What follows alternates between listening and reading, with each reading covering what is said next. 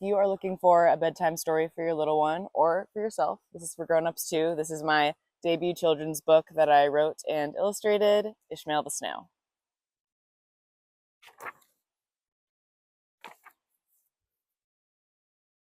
Ishmael the Snail lived in a log next to a lush green mossy bog, and he loved most to spend his day out, visiting his friends to play. One friend was Wren with spotted wings, who loved to peck for shiny things, while Hal, a brown, mischievous hare, most liked exploring here and there. Ishmael loved joining in the fun, but one day in the summer sun, Hal said, "I'm learning how to hop. It's so much fun, I just can't stop." Ishmael and Wren watched with delight as Hal went hopping left and right, and proudly claimed while in the air, "I'll be the fastest hopping hare." "Of course," Hal said, "I can't delay. That's why I practice every day, to make sure that I'll hop the best, and hop best first, before the rest." "Well, I've been learning how to fly," said Wren, a twinkle in her eye.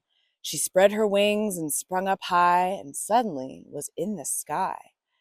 Ishmael and Hal watched with delight as Wren went flying left and right, and proudly called down to the glen, "I'll be the farthest flying wren." "Of course," Wren said, "I can't delay. That's why I practice every day, to make sure that I'll fly the best, and fly best first, before the rest." What Ishmael heard made him feel strange, like maybe he'd missed some big change. It seemed his friends already knew exactly what they're meant to do. "And you, Ishmael?" Hal asked midair. "You're not a bird, you're not a hare. How'll you get where you're meant to go?" But Ishmael shrugged.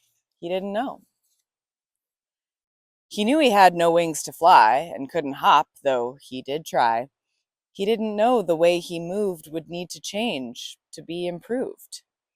He got around like any snail. He took his time and left a trail, but he had to get somewhere now, and slowly, it seemed, wasn't how. Then Ishmael had a terrible thought. If they're all racing, but I'm not, once Hal's hopped off and up Wren's flown, will I be left here all alone? That afternoon, Ishmael the Snail went home to find his mother, Gail. He told her what his friends had said of going far and getting ahead. His mother turned to her surprise to see that tears were in his eyes. "I didn't know I'd have to find a way to not get left behind." She wrapped him up in her embrace and wiped the tears off from his face. "My dear," she said, "there's no such race, no finish line and no first place. You only need to find your way of giving meaning to your day. But how, you don't yet need to know. And nothing's wrong with going slow." Ishmael left early the next day and hoped to find his friends to play. But at their grassy patch of ground, no wren or hare were to be found. "Left hours ago," said Barn Owl Ben. "Wren to the sky, Hal through the glen. Best go on home and just sit tight. No point to try and catch up, right?" So Ishmael sighed a little sigh, and turning back, tried not to cry. And though he wished it wasn't so, he couldn't help but take it slow. He passed back by the iris beds, their purples, whites, and cherry reds, and watched bright golden sunlight flow down through the trees to help them grow. "It's nice," he thought, "of Mr. Sun to shine down here for everyone. He's found where he's supposed to be, up there, to light the way for me. That's why my friends must want to race, to be the best and find their place, so they can help in their best way. I hope that I can too someday." When Ishmael made it to his door, he felt much better than before. He crawled in bed and surely knew what he was now supposed to do. "At my own pace, with my own flair, I'll find the gifts that I can share with owls and irises, wrens and hares, and meanwhile thank them all for theirs." Then at the door he heard a knock, opened it up, and to his shock he saw none other standing there than his friends Wren and Hal the hare. "Oh dear," Wren said, "oh, what a scare. I got so lost up in the air." "Me too," Hal said. "I wish I'd known not to hop so far out alone."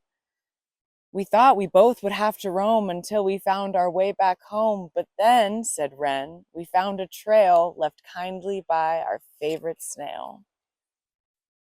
He saw behind them, clear as day, the trail he'd left along his way. We knew, said Hal, that at its end, this path would lead us to our friend. They picked him up and cheered, hooray! You saved our tails, you saved the day. Though off we hopped and up we flew, we always will come back to you. Then with a smile upon his face, Ishmael knew he had found his place. There was no race for him to run. He realized he'd already won. When Hal and Wren left for the night, the days ahead to him looked bright. He tucked himself back into bed, and one more time he softly said, at my own pace, with my own flair, I'll find the gifts that I can share with owls and irises, wrens and hares, and meanwhile thank them all for theirs. Yes, that, he said, will be my way of giving meaning to my day. And what a gift it is to know that nothing's wrong with going slow. The end.